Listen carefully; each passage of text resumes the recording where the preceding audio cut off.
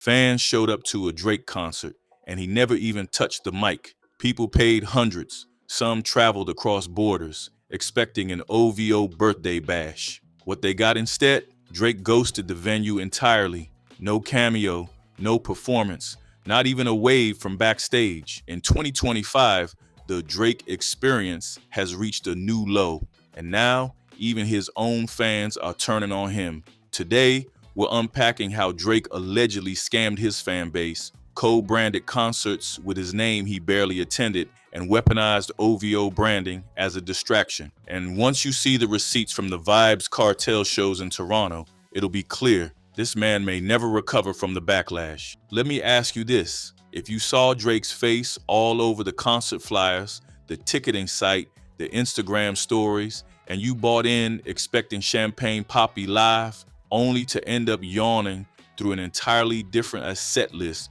with no Drake in sight, how mad would you be? Be honest. If you dropped hundreds on a show because of Drake's face on the flyer and he didn't show up, would you forgive him? Drop a comment with your honest reaction. Picture this. It's late October, Drake's birthday weekend, and Vybz Kartel's Welcome Home show hits Toronto. But here's the catch. OVO is plastered everywhere, and Drake's name front and center.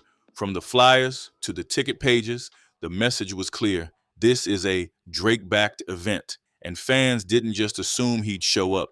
Many believed he'd headline. He hasn't done a real show in Toronto in years, so naturally, the buzz was unreal. But what actually happened would leave hundreds of fans feeling misled, ripped off, and played. False hype isn't marketing, it's manipulation. Here's why this stings so badly. Drake didn't just passively co-sign the event, he helped frame it. The promo, carefully crafted, his name positioned alongside Vybz Kartel's. The venue, OVO-backed, the vibe, pure birthday spectacle.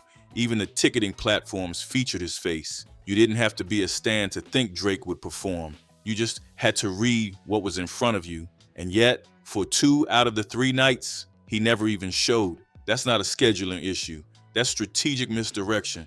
When branding becomes bait, trust collapses fast. On night 1, Drake did show up, but let's not get it twisted. He didn't rap, he didn't perform, he barely even stayed in one place. Instead, he strutted across the stage, gave a "This is for the city" speech, and spun a half-hearted DJ set, mostly remixes of his own pop songs. It was more like watching a Spotify playlist in human form. No hits, no energy, no real moment, just filler. It was a cameo dressed up as a concert, and fans didn't know that was all they'd get. A walk-on isn't a show, it's a setup. When came the clip, a crowd shot from one of the later nights. Drake nowhere in sight, a guy yawning in the stands, dead silence, blank stares. The audience looked like they got dropped in the wrong dimension. And to them, they did. They paid for Drake and got a Vybz Kartel headliner with no warning. That footage didn't just go viral, it cracked the facade wide open. Suddenly, people who brushed off complaints as hater talk were watching raw footage of Drake's own fans looking lost and disappointed. That's not hate, that's heartbreak. This isn't the first time Drake's live shows have backfired. Remember the infamous "It's All a Blur, Big as the What" add-on tour? Fans paid premium prices and got garbage. Booed in Houston, bottles thrown in Vegas, forgotten lyrics in Detroit. It felt like one long cringe compilation disguised as a tour. The special shows for you branding was ironic because what fans got was anything but special. People walked in expecting a superstar. They walked out wondering if he even wanted to be there. At this point, even Drake's cameos are causing damage. Why is Drake doing this to himself? One word: obligations. His mega deal with Live Nation, reportedly worth $400 million, demands constant output. He's not touring out of love. He's touring because the contract says so. That means more shows, less soul, more flash, less fire. No wonder we keep seeing lazy collabs, bare minimum appearances, and burnout in real time. He's fulfilling a quota, not curating an experience. And the fans? They're collateral damage in a corporate squeeze. Drake's new formula is simple. Divide the labor, dilute the blame. Instead of headlining, he co-ops other artists' shows like Vybz Kartel's. Instead of solo albums, he drops collabs to split the creative load. It's the bare minimum blueprint. Let someone else do half the work, then slap OVO on it and call it curated. But what fans are getting isn't a shared experience. It's a bait and switch. When your performance is just standing next to the real act, you're not working. You're ghosting your own brand. Drake's not expanding. He's escaping. One reason this scam keeps working, Drake's mastered the illusion of being everywhere. He'll appear on the flyer, shout out the show on Instagram, drop a vague caption like tonight's special, and disappear after a 15-second DJ moment. It creates just enough noise to keep fans hopeful, but never enough substance to satisfy. The presence is optical. The performance is non-existent. This isn't strategy. It's smoke and mirrors. Drake's entire rollout for Iceman proves one thing. He's running on fumes. Instead of substance, we got decoys, AI-coded promo captions, a photo shoot with sexy red, and stage complexity copied straight from Kendrick's playbook. The music, mid. The messaging, messy. The intent, pure survival. He's not building anticipation. He's buying time. And the live show bait and switch fits right in with this desperate pattern. At this point, it's not a fall off. It's fraud. Drake isn't just phoning it in. He's engineering experiences that look premium while delivering the absolute minimum. He knows how to get headlines without doing the work. And OVO events have become his latest tool. The branding brings the crowd, but the man himself barely puts in an appearance. This isn't lazy. It's calculated. To the scam man era, if you've made it this far and you're starting to see the pattern, how Drake's been selling you smoke while pocketing the fire, hit that like button right now. Subscribe if you're tired of being gaslit by a man who used to rap about trust but now weaponizes it for ticket sales. And comment below, was this an innocent misunderstanding or a strategic scam? Drake wouldn't be here without his fans, period. But lately he's been treating that same loyalty like disposable income. He banks on people showing up no matter what, even when he delivers less and less each time. The problem? That strategy only works until your audience stops believing the hype.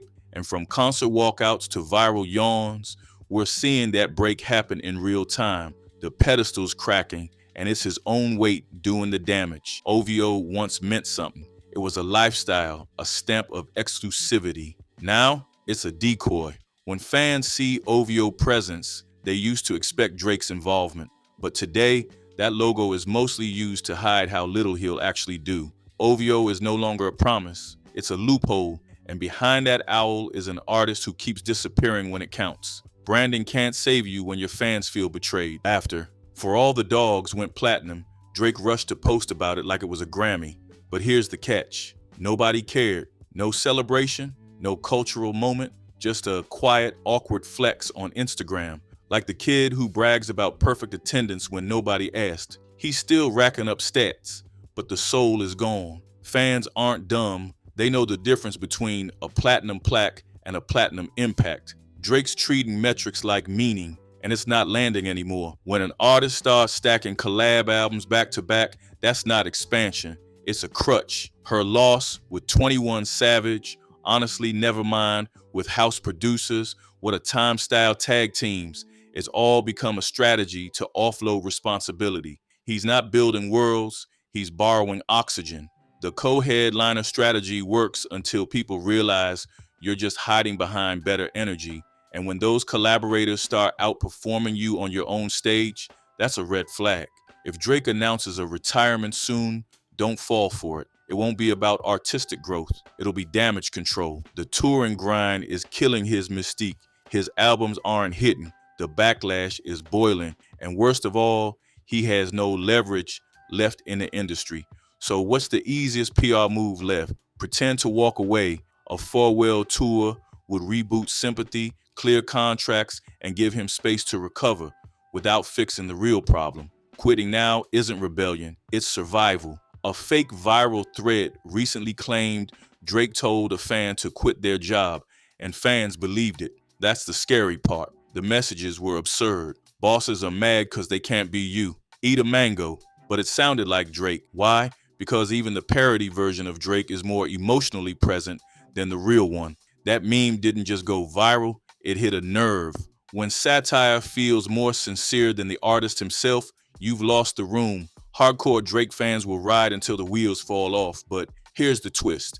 The casuals are starting to dip. The ones who casually stream Take Care, who showed up to one tour every few years, who bought OVO hoodies but didn't care about the drama, even they're asking, wait, what am I paying for? That's the moment legacy starts to rot, not when the haters talk, but when the middle crowd tunes out. Once the magic fades for the masses, the myth dies with it. Drake's entire career was built on anticipation, moments, rollouts, connection. But today, we're watching the opposite.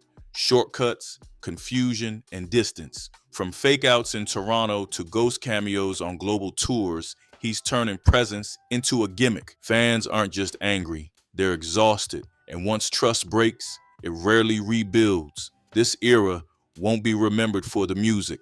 It'll be remembered for the con. And if something doesn't change fast, nothing will ever be the same again. Drake used to sell out arenas with ease. Now, he can barely show up to the ones with his name on the flyer. And fans, they've noticed. If you think this was bad, just wait till you see the footage from his last tour, the one where fans literally threw garbage at him mid-set. Tap the like button and subscribe to Celebrity Unraveled.